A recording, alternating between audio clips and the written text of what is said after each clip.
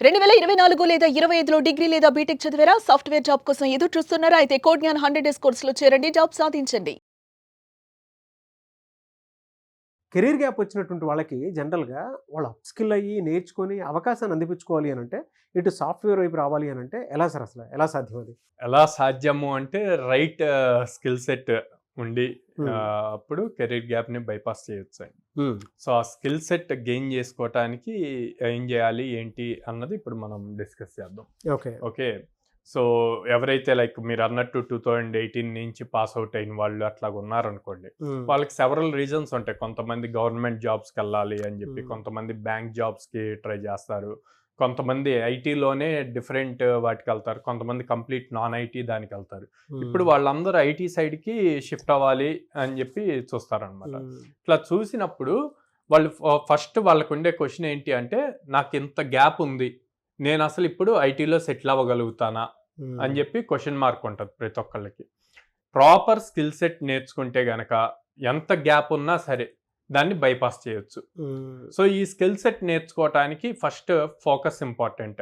కన్సిస్టెంట్‌గా లైక్ మీరు డైలీ 2 అవర్సో, 3 అవర్సో ప్రాపర్‌గా ఏదో ఒక టెక్నాలజీ నేర్చుకుంటే గనక అప్ స్కిల్ అయ్యి దాని తర్వాత ఆపర్చునిటీస్ బేస్ చేసి బైపాస్ అవ్వం. సో, ఈ అప్ స్కిల్ అయ్యే ప్రాసెస్‌లో నేను ఈ కెరీర్ గ్యాప్ వచ్చిన వాళ్ళకి ఎయిదర్ పైథాన్ ఫుల్ స్టాక్ గానీ, లేకపోతే రియాక్ట్ రిలేటెడ్ గానీ, హ్మ్. డేటా అనలిటిక్స్ గానీ, web development side HTML, CS, JavaScript and other frameworks like react and angular హ్మ్. ఇట్లాంటి వాటిని చూజ్ చేసుకోమంటారు. ఇవి ఈజీగా ఉంటాయి. వాళ్ళకి ఈజీగా నేర్చుకోవటానికి పాసిబుల్ అవుతాయి. And in depth knowledge gain చేయటానికి ఏం కావాలి? ప్రాజెక్ట్స్ బిల్డ్ చేయాలి. సో, ఆ ప్రాజెక్ట్స్ బిల్డ్ చేయటం కూడా వాళ్ళకి ఈజీ అవుతదనమాట.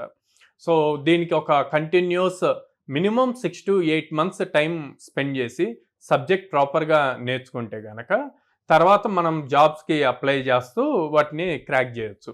సో, ఈ 6 మంత్స్ టు 8 మంత్స్ అన్నప్పుడు 6 మంత్స్ లోపు కంప్లీట్ మీరేదైతే చూజ్ చేసుకుంటారో పైథాన్ చూజ్ చేసుకోండి, జావాస్క్రిప్ట్ చూజ్ చేసుకోండి ఆర్ రియాక్ట్ చూజ్ చేసుకోండి. ఏది చూజ్ చేసుకున్నా ఫస్ట్ ఫౌండేషన్ స్ట్రాంగ్‌గా ఉండాలి. అంటే బేస్ స్ట్రాంగ్‌గా ఉండాలి. బేస్ స్ట్రాంగ్ ఉండి అక్కడి నుంచి స్కిల్స్ బిల్డ్ చేసుకుంటూ వస్తూ, ఆ స్కిల్స్ బిల్డ్ అయ్యేటప్పుడు మనకేం కావాలి? ప్రాజెక్ట్స్ చేయాలి. ఇప్పుడు ఫ్రెషర్స్‌తో కంపేర్ చేశారనుకోండి. ఫ్రెషర్స్‌కి వాళ్ళకి చిన్న నాలెడ్జ్ ఉన్న కంపెనీలు ఏం ఫీల్ అవుతాయంటే వీళ్ళని హైర్ చేసుకొని మళ్ళీ ట్రైన్ చేసుకొని చేయొచ్చు అంటారు. మీకు హ్మ్. కెరీర్ గ్యాప్ ఉన్నప్పుడు కంపెనీస్ అలా ఆలోచించవు. వీళ్ళని తీసుకునే బదులు ఫ్రెషర్స్‌ని తీసుకుంటే బెటర్ కదా అంటది. అట్లాంటి థాట్ హెచ్ఆర్‌కి గాని, రిక్రూట్‌మెంట్ టీమ్‌కి గాని రాకూడదు అంటే మీరు ఎక్కువ ప్రాజెక్ట్స్ చేయాలి.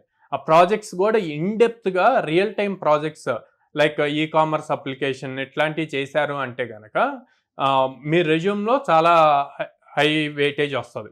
At the same time career gap ఉంది అని ఫీల్ అవ్వకుండా ఇన్‌స్టెడ్ ఆఫ్ దాన్ని ఎక్కువగా ఫోకస్ చేసే బదులు దాన్ని సింపుల్‌గా some family issues, financial issues ఏదో ఒక రీజన్ చెప్పి బట్ నాకు ఇంట్రెస్ట్ ఉంది సార్. అందుకే నాకెప్పుడైతే ఫైనాన్షియల్ ఇష్యూస్ గానీ, ఫ్యామిలీ జెన్యూన్ ఇష్యూస్ రీజన్స్. గానీ తగ్గినియో వెంటనే నేను సర్టిఫికేషన్ కోర్సెస్ చేయటం స్టార్ట్ చేశాను.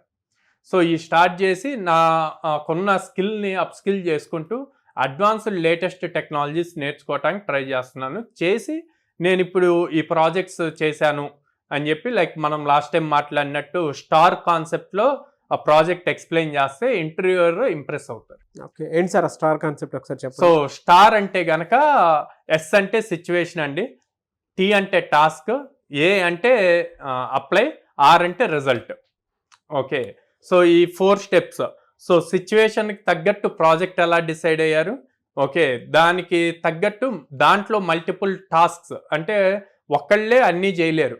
సో, ఏ టాస్క్స్‌లో ఇన్ డెప్త్ వర్క్ జేశారు అన్నది తీసుకొని దాన్ని ఎలా అప్లై జేశారు? అప్లై చేసిన దాన్ని బేస్ చేసుకొని రిజల్ట్ ఏమొచ్చింది?